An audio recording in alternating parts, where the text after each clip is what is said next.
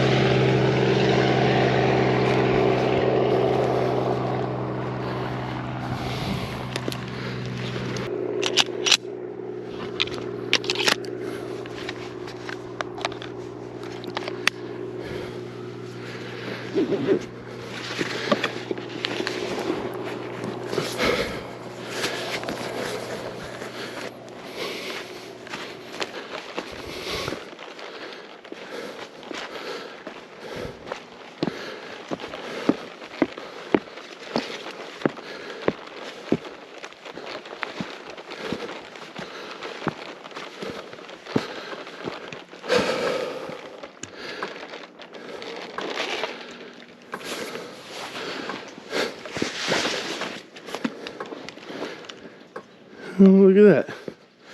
Still have a little snow on the porch. And down there, little piles of snow everywhere, really. All right, let's try not to get zapped.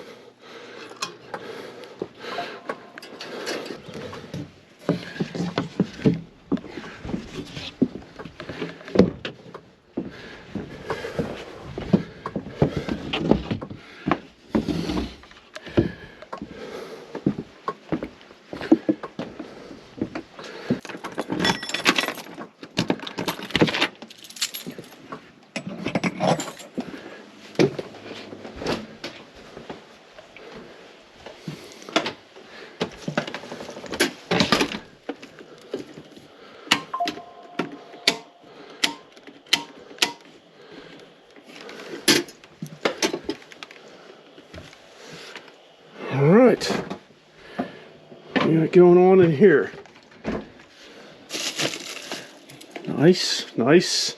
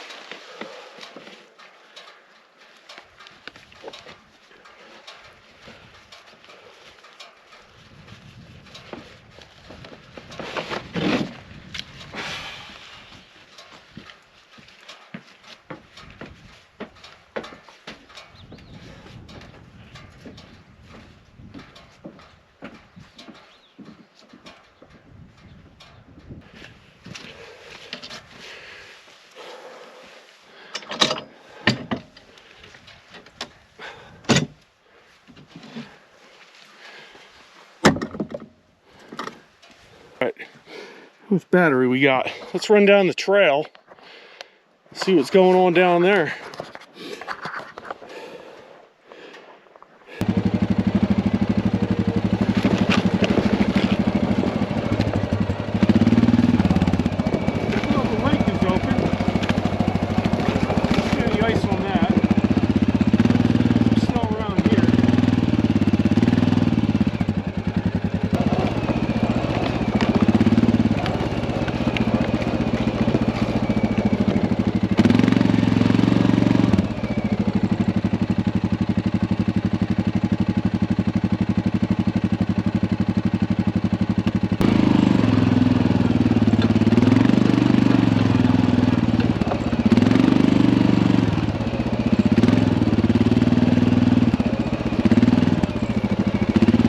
Checking the trail for fiddleheads, and picked a couple of my trail cameras up. Looking for bear scat, tracks.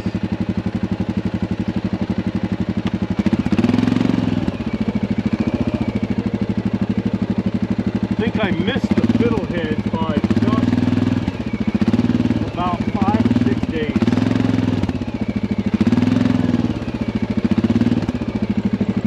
Fiddleheads are too tall.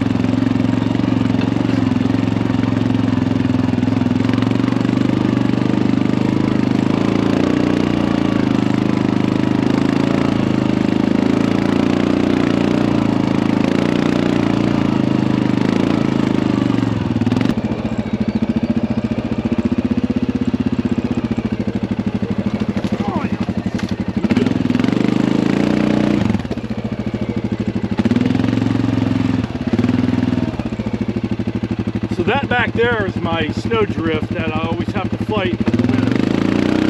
Still a hard pack of snow there, probably a foot deep.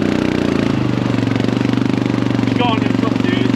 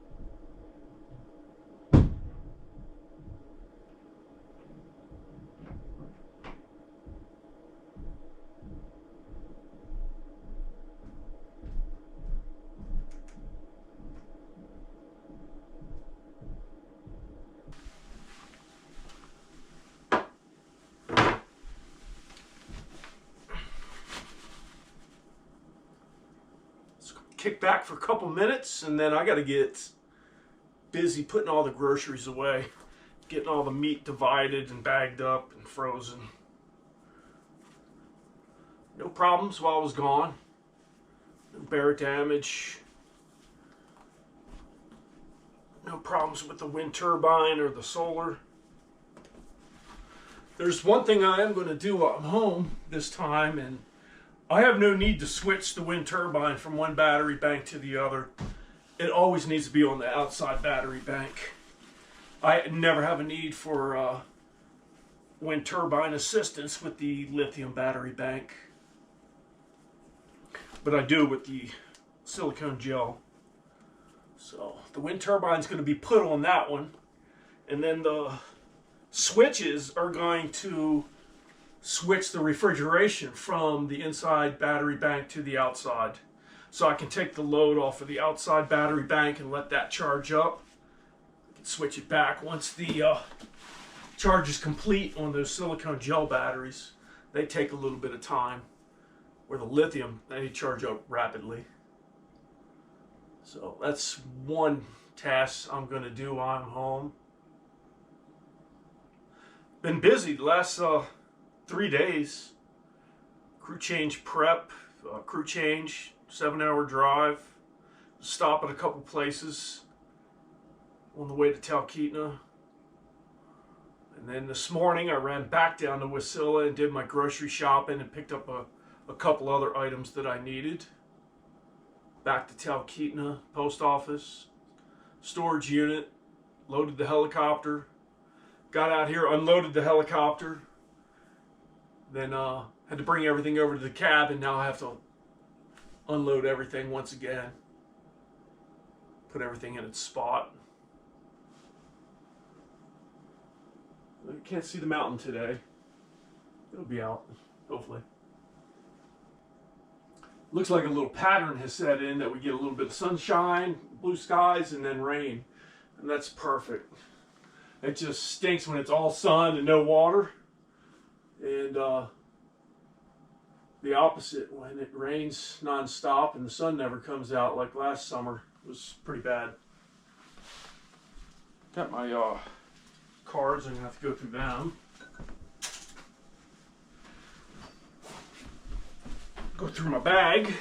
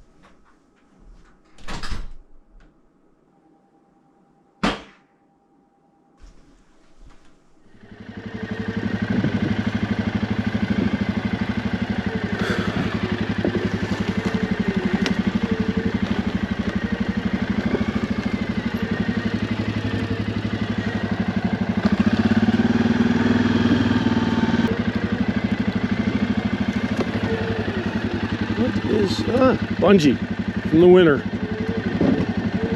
Come back up and get that.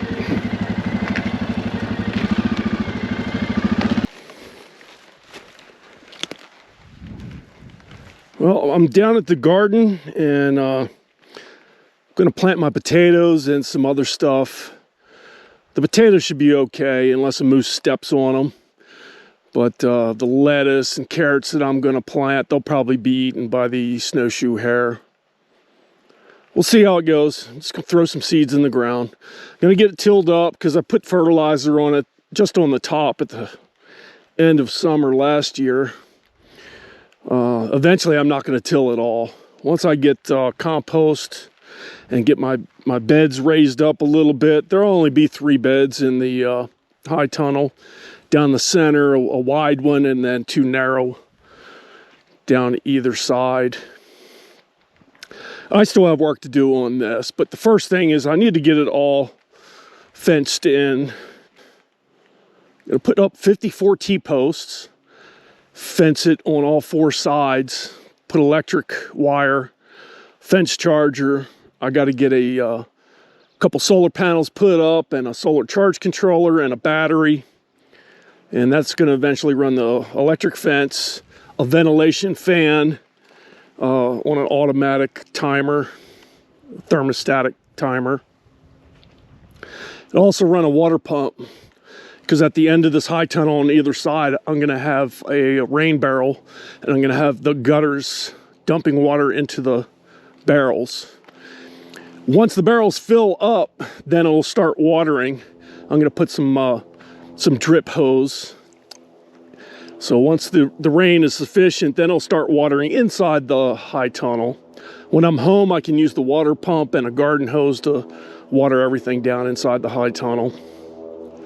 I can't stretch plastic until I get the fence up and it electrified because moose come through here and bear. And then you got the snowshoe hare, which eat everything. So that's the high tunnel, and so this is the outside garden. It's also 12 foot by 40 feet. I'll have a couple rows in here for outdoor type plants that don't require the high tunnel. I got to get this stump up. I brought down my Sawzall so I can make some cuts, and I'll use the winch on the ATV, see if I can't coax this stump out of the ground. I'll run the tiller through. Eventually I want to stop using the tiller. I want to get a compost system down here and start building up rows.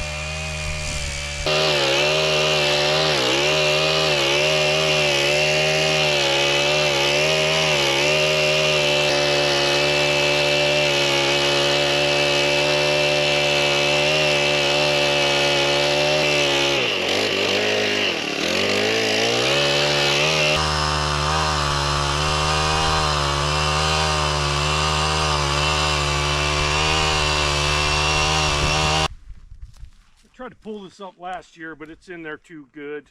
I don't want to run a chainsaw down in there and mess up a chain, but this blade will be fine. Cut these roots up a little bit and then put the winch on it and try to get this thing out of here. It's just right along the edge, so it's not too big of a deal, but need it gone.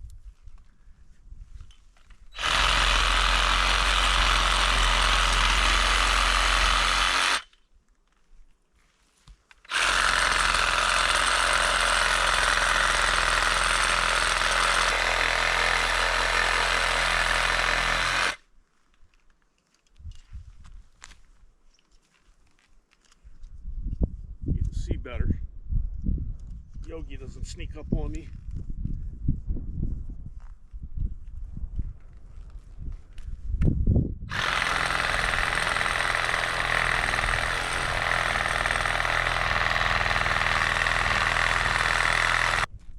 That's coming right up.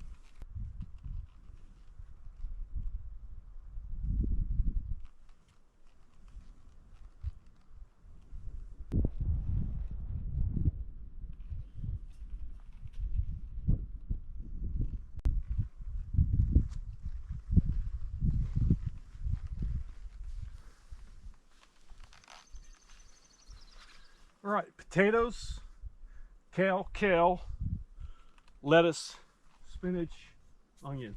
That's it. And the animals will probably get all of it.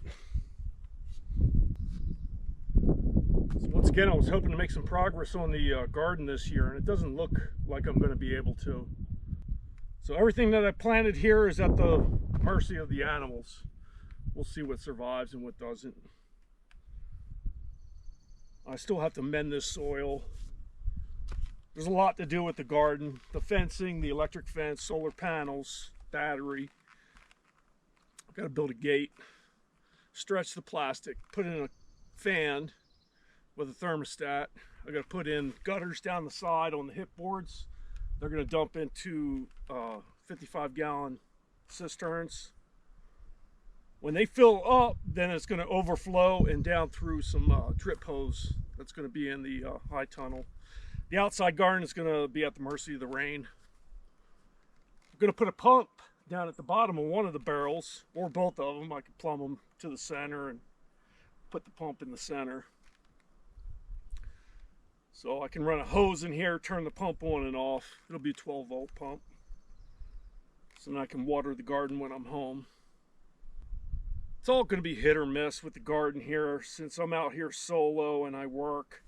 The garden's going to be what it is. But even once it's up and running, since I go to work, that period that I'm at work, the garden's not going to be maintained. It's going to rely on an automatic fan in the high tunnel. Whatever survives, survives. If it doesn't, well, better luck next year, I guess. The weather's going to have to be perfect, and a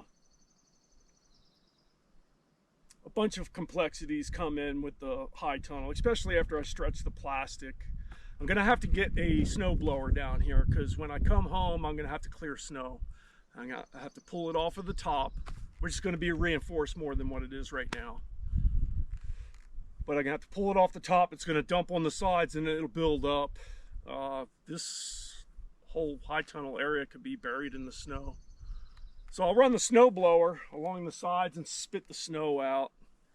Try to keep it from getting crushed in the winter. So I'm up against a lot with this thing, but I'm going to give it a shot and see what happens. It's just moving very, very slowly. When I come back from work the next time, I'm going to be very busy working on the shower sauna and the new workshop. And then I'll have to tear down the old shower sauna and workshop. And with that wood, I'm going to build a woodshed right in that area that I chop wood right now. So today I planted potatoes in this row, kale.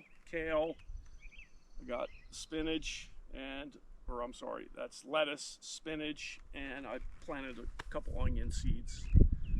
You know, the biggest thing I have to do before I stretch plastic over the hoops is get this reinforced more and get the fencing up. Got to keep animals out, because I could stretch the plastic over the hoop house and a moose can come up, and they're known to vandalize stuff like that. I had a friend of mine, moose vandalized a Super Cub, punched holes through all the fabric covering on it. And so they are known to do stuff like that. So it needs to be protected. And then in the winter, the snow could crush this thing. If I get a 5-foot snowfall and I'm at work, this thing's gonna get crushed. Probably even with the reinforcement, with what I intend to do. Quickly go over that.